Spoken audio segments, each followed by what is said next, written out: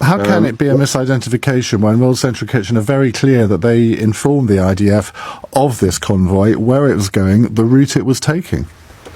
So I think we need to wait until we have a very clear picture of actually what transpired in those hours. From our perspective, that isn't clear at this time. We're still waiting on the details of the investigation, and that's something that we need to wait patiently for. I know it's a challenge. What we are currently interested in is concluding the operational investigation and the independent investigation, and we hope that those both will be done in the next couple of days so that we can ensure that the humanitarian efforts can continue, so that we can ensure that the food supplies can get to the people in need, and that we can ensure that we can continue our effort, our war effort against Hamas. The reality is one where we have a very tragic incident. Really, I mean, I think was a tragic incident. Which, to be frank, whatever inquiries you undertake here, and you use the word independent inquiry, I'd be interested to know what your definition of independent is here. I mean, are you bringing sort of international people in to try and investigate what happened, or is it a so-called independent inquiry within the IDF? It's independent of the chain of command, which means it is not dependent on any of the processes, the procedures, or the leadership. They are independent in a way which they have full access for all of the information, and they can come independently to their own conclusions of what caused, what was the reason, and how do we prevent it from happening again in the future. They can come to conclusions that are both relation to the process, but also... So it's not independent, though, is it? It's still being conducted by the IDF, just people who weren't in the chain of command at the time? There are people that have been out of service for many years, for several years. They are independent of the chain of command, and so they have both the military knowledge to understand and judge the processes, understand the delivery capabilities of what type of weapons, what type of... Why not make it truly independent and bring in someone from the British Armed Forces, the French Armed Forces and the American Armed Forces to do it? Then people might have more confidence in its independence. And we will be sharing our outcome and our conclusions with our allies, with our friends, with the UK military, of course, and the US military. And I know that these discussions have already begun with our colleagues around the world. Indeed, from military to military, there are capabilities and understandings, professional understandings, and I'm confident in our capability to get to the bottom of what happened. No, it is a tragedy. It's a tragedy, nevertheless, that is a result of a war that is happening, a very complex war, a challenging war. We need to make sure that this doesn't happen again. We need to make sure that the goods can reach the people in dire need. What do you say to the allegations that have surfaced today in the Haaretz newspaper that IDF troops in the Gaza Strip are basically out of control? That's the quote I've got here.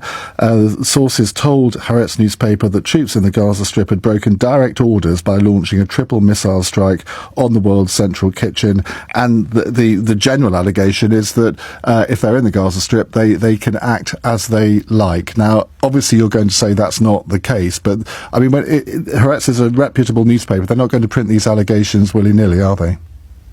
I don't know. I have no idea what those sources are. From my experience over the course of 25 years of service in the regular army and in the last 6 months of reserve duty, I can say that the military holds itself to a professional standard. We expect nothing less of our servicemen, servicewomen.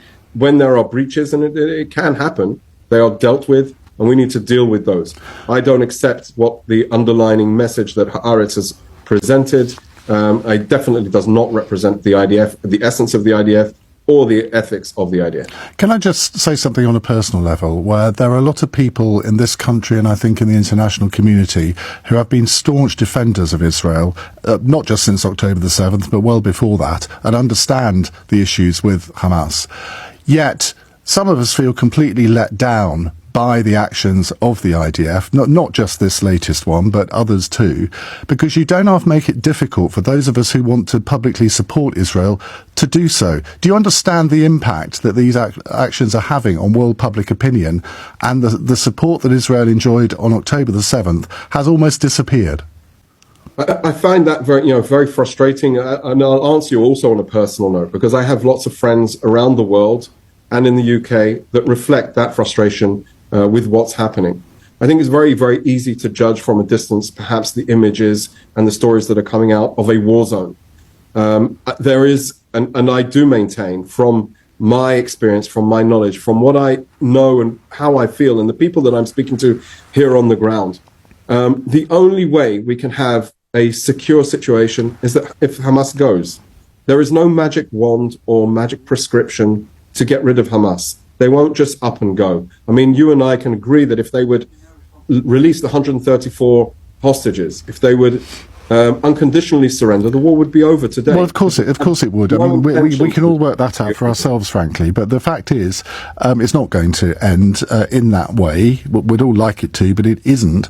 And all I'm putting to you is that the actions of the IDF, which, according to these sources from Haaretz, seems to be in some ways out of control, are making it very difficult for your international supporters to continue with the level of support. We've got not just the Labour Party, the leader of the Lib Dems, who we're about to speak to in a moment, and even voices in the Conservative Party now are saying we should stop selling arms to Israel. How on earth have you allowed it to get to this point?